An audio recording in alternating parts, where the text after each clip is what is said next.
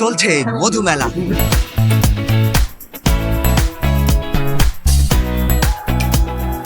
প্রতি বছর এইখানে মহাকবি মাইকেল মধুসূদন দত্তের জন্মবার্ষিকীতে অনুষ্ঠিত হয় এই মধু মেলা।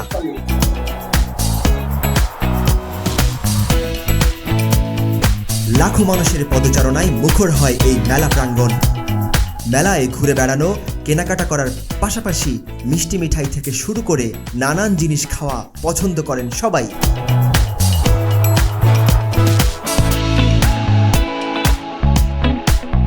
বাচ্চাদের জন্য বিভিন্ন আয়োজন আছে সাগরদাড়ির এই মেলার মধ্যে। মধুমঞ্চে কবির স্মরণ সভা হয় সাংস্কৃতিক অনুষ্ঠানও।